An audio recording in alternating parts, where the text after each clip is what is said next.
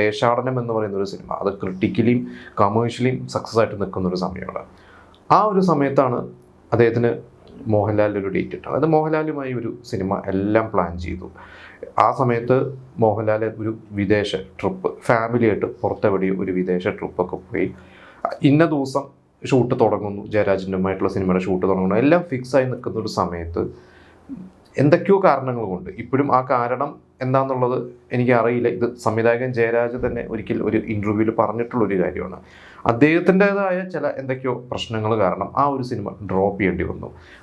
ഈ ഒരു സിനിമയിൽ അഭിനയിക്കാൻ വേണ്ടി ഈ നാട്ടിലെ പ്രശ്നങ്ങൾ, ഈ സിനിമയുമായി ബന്ധപ്പെട്ട പ്രശ്നങ്ങളോ അല്ലെങ്കിൽ സിനിമ ഡ്രോപ്പ് ആയതൊന്നും അറിയാതെ മോഹൻലാലിൻ്റെ ഫാമിലി ട്രിപ്പ് വരെ ക്യാൻസൽ ചെയ്ത് മോഹൻലാൽ എത്തിയപ്പോഴാണ് മോഹൻലാൽ അറിയുന്നത് ഈ ഒരു സിനിമ സംഭവിക്കില്ല, ആ സിനിമ ഡ്രോപ്പായി എന്നുള്ളത്.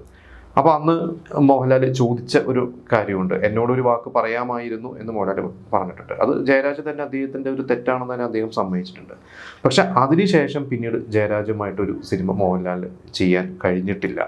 അതായത് മോഹൻലാൽ ഡേറ്റ് കൊടുത്തിട്ടില്ല എന്ന് വേണമെങ്കിൽ നമുക്ക് പറയാം. അത് ജയരാജ് തന്നെ പിന്നീട് പറഞ്ഞിട്ടുണ്ട്. അതായത് അദ്ദേഹം കുഞ്ഞാലി മരയ്ക്കാറ്, അതുപോലെ തന്നെ വീരം എന്ന് പറയുന്ന ഒരു സിനിമ പിന്നീട് ജയരാജ് ചെയ്യുന്നുണ്ട്. ഇതിൻ്റെയൊക്കെ സ്ക്രിപ്റ്റ് പലപ്പോഴും മോഹൻലാലിൻ്റെ അടുത്ത് പോയിട്ടുള്ളതാണ്, മോഹൻലാൽ സ്ക്രിപ്റ്റ് കൊടുത്തിട്ടുള്ളതാണ്. പക്ഷേ മോഹൻലാൽ പ്രോപ്പർലി ഒരു റിപ്ലൈ കൊടുക്കുക അല്ലെങ്കിൽ ഒരു നോ എന്നുള്ള രീതിയിൽ തന്നെയായിരുന്നു മോഹൻലാലിൻ്റെയൊക്കെ ഒരു മറുപടി.